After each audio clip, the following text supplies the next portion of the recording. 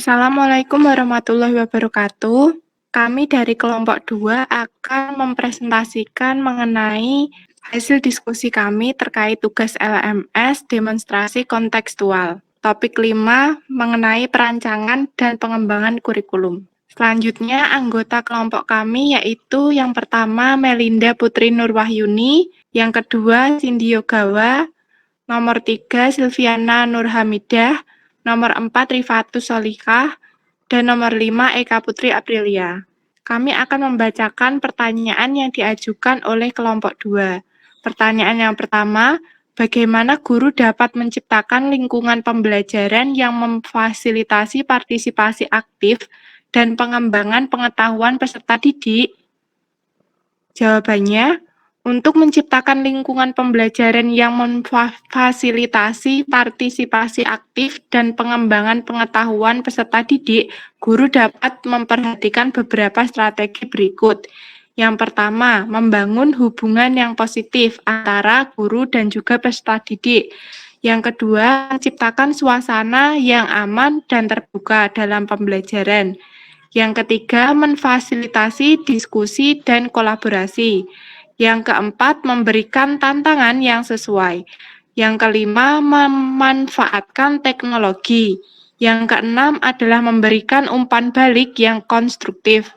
Kemudian yang ketujuh, mendorong refleksi dan metakognisi. Pertanyaan selanjutnya dari kelompok 2 adalah, apa yang dapat dilakukan oleh guru untuk meningkatkan minat pelajar peserta didik, minat belajar peserta didik terhadap pembelajaran. Bagaimana guru dapat menciptakan lingkungan pembelajaran yang memicu minat peserta didik? Jawabannya adalah, untuk meningkatkan minat belajar peserta didik terhadap pembelajaran, guru dapat melakukan beberapa langkah yang efektif. Yang pertama, relevansi materi pembelajaran. Kedua, variasi dalam pendekatan pembelajaran. Ketiga, memperhatikan kebutuhan individual. Keempat, mendorong keterlibatan aktif. 5, memberikan pilihan. 6, memberikan umpan balik yang membangun. 7, menciptakan lingkungan pembelajaran yang positif. Nah, dengan menerapkan langkah-langkah ini, guru dapat menciptakan lingkungan pembelajaran yang memicu minat peserta didik dan meningkatkan keterlibatan mereka dalam proses pembelajaran. Baik, selanjutnya pertanyaan ketiga yaitu bagaimana cara menghubungkan materi pembelajaran dengan pengalaman dan kehidupan sehari-hari peserta didik dan apa strategi yang dapat digunakan. Untuk menghubungkan materi pembelajaran dengan pengalaman dan kehidupan sehari-hari peserta didik, guru dapat menggunakan beberapa strategi berikut. Yang pertama, menyediakan contoh konkret. Guru dapat menggunakan contoh konkret yang relevan dengan kehidupan sehari-hari peserta didik untuk menjelaskan konsep atau prinsip dalam materi pembelajaran. Misalnya, jika sedang mengerjakan konsep matematika tentang perbandingan, guru dapat menggunakan contoh-contoh perbandingan dalam kehidupan sehari-hari, seperti perbandingan harga barang di supermarket atau perbandingan tinggi badan antara teman-teman sekelas. Kedua, yaitu menggunakan studi kasus.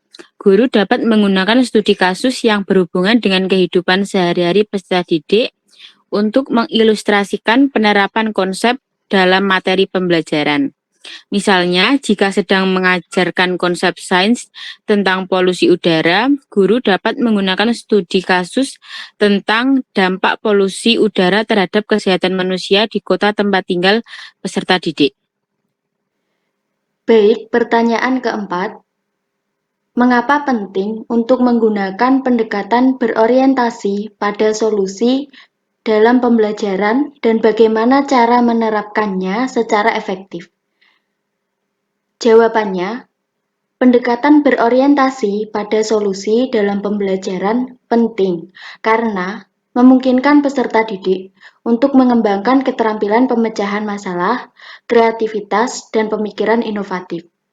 Fokus pada mencari solusi, bukan hanya mengidentifikasi masalah. Memberikan rasa empowerment kepada peserta didik dan relevan dengan tantangan dunia nyata. Guru dapat menerapkan dengan mengidentifikasi masalah, mendorong pemikiran kreatif, menggalakkan kolaborasi, dan mengajak peserta didik untuk merefleksikan proses pembelajaran. Dengan demikian, pendekatan ini membantu peserta didik untuk berhasil dalam pembelajaran dan kehidupan sehari-hari. Baik, selanjutnya pertanyaan nomor 5. Bagaimana dampak pemberian dukungan dan apresiasi atas partisipasi dan prestasi peserta didik dalam meningkatkan motivasi dan kualitas pembelajaran? Jawabannya, pemberian dukungan dan apresiasi atas partisipasi dan prestasi peserta didik memiliki dampak yang signifikan dalam meningkatkan motivasi dan kualitas pembelajaran. Berikut adalah beberapa dampak positifnya. Yang pertama, meningkatkan motivasi. Ketika peserta didik menerima dukungan dan apresiasi dari guru dan teman-teman sekelas atas partisipasi dan prestasi mereka merasa dihargai dan termotivasi untuk terus berpartisipasi aktif dalam pembelajaran. Yang kedua, meningkatkan rasa percaya diri. Dukungan dan apresiasi yang diberikan oleh guru dan teman-teman sekelas membuat peserta didik merasa diakui dan percaya diri dalam kemampuan mereka.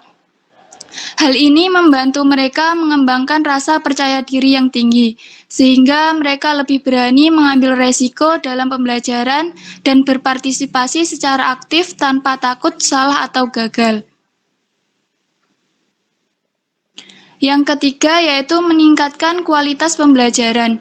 Dukungan dan apresiasi yang diberikan kepada peserta didik mendorong mereka untuk terus meningkatkan kualitas pembelajaran.